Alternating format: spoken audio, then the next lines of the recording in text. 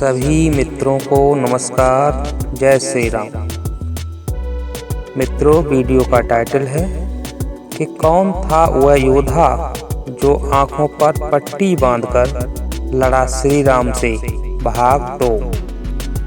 मित्रों, अनुरोध है कि चैनल को सब्सक्राइब कर बेल बजा के ऑल क्लिक कर लें ताकि हमारे नए धार्मिक वीडियो आप तक सबसे पहले पहुंच सकें। मित्रों, भाग 1 में बताया था कि जब रावण के पास कोई योद्धा युद्ध में भेजने के लिए नहीं दिखा तो रावण घोर चिंता में फंस गया। तभी उसका एक पुत्र वीरबाहु, जो चित्रांगद गंधर्व की पुत्री चित्रांगदा से पैदा था, आकर रावण की चरण वंदना करता है। मित्रों, पूरी कहानी समझने के लिए पिछला वीडियो अवश्य देखें, जिसका लिंक डिस्क्रिप्शन में दे दिया गया है। आइए मित्रों, चलते हैं आगे की कथा की ओर। मित्रों, वीरबाहु आकर अपने पिता की चरण वंदना करता है। वीरबाहु को देखकर रावण उठकर खड़ा हो गया और उसका आलिंगन कर बैठने के लिए रत्न जड़ित सिंहासन दिया। रावण ने कहा, वीरबाहु, तुमने अपनी आंखों से लंका की दुर्दशा देख ली। मैंने स्वर्ग, पाताल, तीनों लोकों पर विजय प्राप्त की, पर आज नर वानरों के हाथों मेरा जीवन विपत्ति में पड़ा है। वीरबाहु ने कहा, पिताजी, मुझको सारा समाचार तो बताओ। नर वानर के साथ यह कैसा विवाद है? रावण ने सारी बातें वीरबाहु को बताई। सुपर्णखा प्रसंग, सीता हरण, कुंभकर्ण मरण आदि सब बातें बताई और बोला, अब नर वानरों से कौन जूझेगा? वीरबाहु ने कहा, राजन, कोई शंका न करो, मैं देखते ही देखते श्री राम लक्ष्मण को मार डालूंगा। मित्रों, इतना कहकर वीरबाहु मन ही मन सोचने लगा कि विष्णु के हाथों मरकर बैकुंठ जाऊंगा। वीरबाहु ने कहा, पिता, तुम भली भांति जानते हो कि मुझको देखकर इंद्र आदि देवता भय से कांपने लगते हैं। मुझको विदा कर दो, मैं रण क्षेत्र में जाऊंगा। इतना कहकर वीरबाहु शीघ्र चल पड़ा। राजा रावण ने अपने पुत्र के लिए विभिन्न रत्न दान दिए। रत्नहार, नूपुर और विभिन्न अलंकारों से उसको सुसज्जित किया। प्रताप से प्रचंड भी, संग्राम में सुधीर, महावीर वीरबाहु पिता की आज्ञा से सुसज्जित हो चल पड़ा। मित्रों, दूत के मुंह से यह वृतांत सुनकर उसकी मां पुत्र को देखने दौड़ी चली आई और कहा कि तुम किसके कहने से युद्ध करने जा रहे हो? बड़े बड़े वीर मारे गए, लंका वीरों से शून्य हो गई। तुम युद्ध में जाओगे तो मैं अपने प्राण त्याग दूंगी। मित्रों, नाना प्रकार की बातों से मां ने वीरबाहु को समझाया, परंतु अपनी वीरता का बखान करके वीरबाहु ने माता को समझा दिया और रण क्षेत्र के लिए रवाना हुआ। मित्रों, वीरबाहु सेनापति बनकर रण में चला। हाथी, घोड़ा आदि कई प्रकार की सेना चल पड़ी। धर्माक्ष वीर रथ पर सवार होकर मार मार शब्द करता हुआ चला। के पीछे भस्माक्ष तथा दुर्जय चली। अपने रथ को चमड़े से लपेटकर वह बीच में रहा।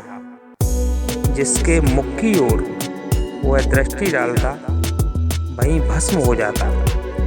संसार में वह किसी का भी मुंह नहीं देखता था। ऐसा महावीर भस्माच रण करने के लिए चल पड़ा। मित्रों, ऐसे वीर से युद्ध में कौन जीत सकता था, जिसकी दृष्टि से ही व्यक्ति भस्म हो जाए। उसके साथ सैकड़ों वीर चले। सुंदर शरीर धारी वीर बाहु सदा मन में राम के दर्शन का चिंतन करते चला। मित्रों, पहले वह वानरों के पास पहुंचा तो वानर मार मार के शब्द के साथ उसकी ओर लपके। तब भस्मलोचन को पुकार कर रावण नंदन वीरबाहु ने लड़ने का आदेश दिया। अब वीरबाहु की आज्ञा से भस्मलोचन राम के सम्मुख चल पड़ा। चमड़े से उसका रथ ढका हुआ था। आंखों पर चमड़े की अंधेरियां पड़ी हुई थीं। महाबली भस्माच उस ओर चला जहां श्री राम के साथ सुग्रीव और विभीषण बैठे थे। उसका उद्देश्य था कि वहीं जाकर वह अंधेरियां हटा लेगा। विभीषण ने श्री राम से हाथ जोड़कर कहा कि हे नाथ, रक्षा करो, बहुत विपत्ति आ पड़ी है। देखो, वीर भस्माच आ पहुंचा है। जिसको भी वह देख लेगा वह भस्म हो जाएगा। सामने चमड़े से ढका रथ है। इसके भीतर साक्षात यम बैठा हुआ है। उसने हजारों वर्षों तक कठोर तपस्या की। तपस्या से संतुष्ट होकर ब्रह्मा जी वरदान देने आए। तब इस राक्षस ने कहा, मुझे अमर बना दो। तब ब्रह्मा जी ने कहा कि तुम्हें अमर बना देने से सारी सृष्टि का ध्वंस हो जाएगा। तब निशाचर ने कहा, मेरा निवेदन है कि मैं जिसकी ओर भी देखूं वो भस्म हो जाए। ब्रह्मा जी बोले, जो तुमने मांगा वो दिया। अब घर पर जाकर अंधेरियां चढ़ाकर बैठ जाओ। वर पाकर वह बहुत खुश हुआ। वर की परीक्षा के लिए भस्माक्ष ने अपने गुट के राक्षसों की ओर देखा तो वे सब भस्म हो गए।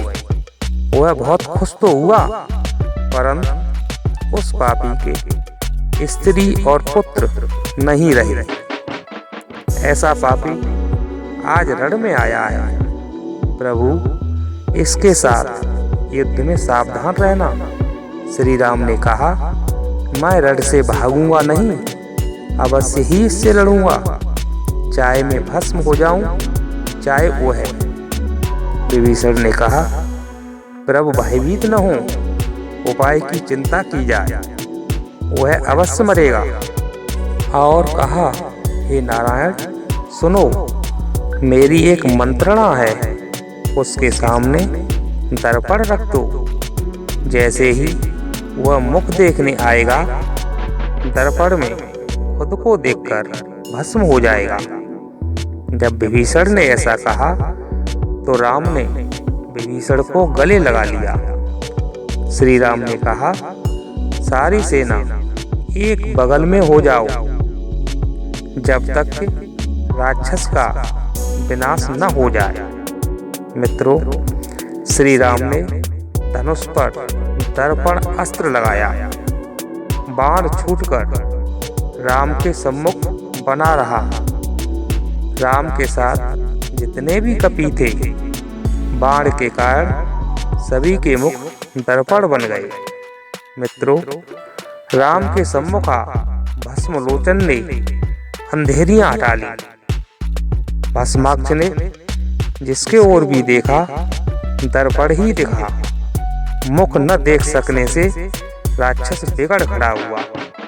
श्री राम से पुकार कर उसने कहा, तुम प्राणों के भय से कातर हो, यदि भयभीत हो तो घर चले जाओ।